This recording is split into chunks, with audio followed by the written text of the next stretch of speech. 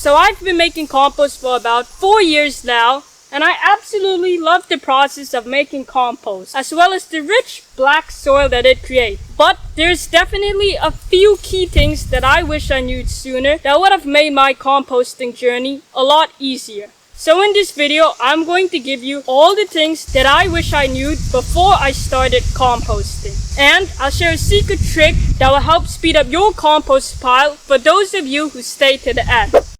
First, I wish I'd known sooner that making compost can be messy. What do I mean? For most people, when they think of making compost, especially of what I found for me, is that I thought that I had to have the perfect recipe, the right amount of ingredients, and the right ratio in order to make good compost. So I searched online and trying to figure out which was the right ratio, whether I should be using a 30-to-1 in my composting, a 50-to-1, and you may have heard some of these things for the ratios on how much greens to browns to add in your compost pile. But the truth is that there is no golden ratio to making good compost. So the thing that I wish I had known sooner is that everything will break down into compost. You can just add it into a pile and wait 6 to 12 months and you'll get this beautiful black, rich, crumbly gold. Now, after researching for some of the special recipes, I eventually found a recipe that I'd like to make. And I followed them. I made mine exactly just like theirs. But at the end of how many days the compost was supposed to be, my compost pile did not look like theirs. I wondered why my pile wasn't looking like theirs, because their piles were like fully broken down while mine were still green. So my point is, I wish that somebody had told me sooner that making compost will actually take longer than you expect.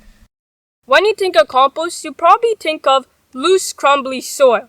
But this, which I have right here, sure, it has some big pieces in it and some clumps, as well as sticks and stuff that haven't fully broke down, but this could still be used in the garden. Most of the people that you see online too, also their compost look like this. Just the only reason they don't actually looks that good in the videos is because they sift their compost to get it looking so fine and crumbly. And it's great for if you want to use the fine stuff for starting some seeds in it or potting up seedlings. But if you're just going to apply to a bed that you're going to be topping up or a container that you're going to be growing in, then this stuff here is still good to use. Even if you have compost that is still looking semi-brown and is less composted than this, you could still apply it to your beds, because then it'll be just as you're adding a mulch layer.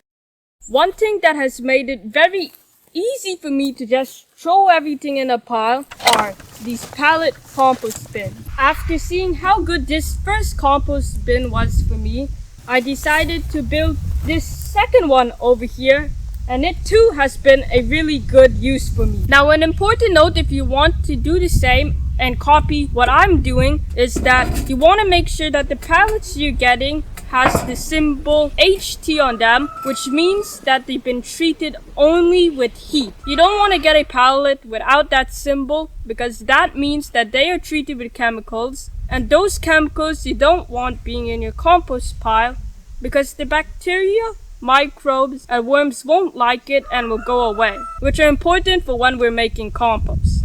Now, for those of you who stay to the end, the secret trick that will help speed up when you're making your compost is that you could take the material that you have from your garden that you're going to be adding to your compost bin and take them to your grass lawn and mow them over with the mower to break them into smaller pieces. The smaller pieces will make it so that it's easier for the worms and the microbes, as well as the fungi and bacteria that are going to be decomposing your stuff, to decompose it faster for you. An extra bonus tip is that once you have your finely broken down material so that the worms will eat it, you could also take a cup or two of some cornmeal or some wheat bran and add it to your compost pile. The worms will come crazily looking for this stuff and will come into your compost pile and lay tons of eggs, and they'll eat up all the material you have, so you get compost faster. Your compost pile then after will be filled with tons of worms, which is also great for your garden.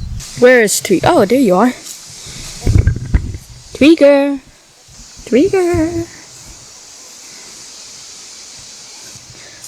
Make sure you guys peck like in the comments for Tweaker if you like seeing her in the video. She really like her cucumber here. It's a nice fall day to keep refreshed. What else do you have to say, Tweaker?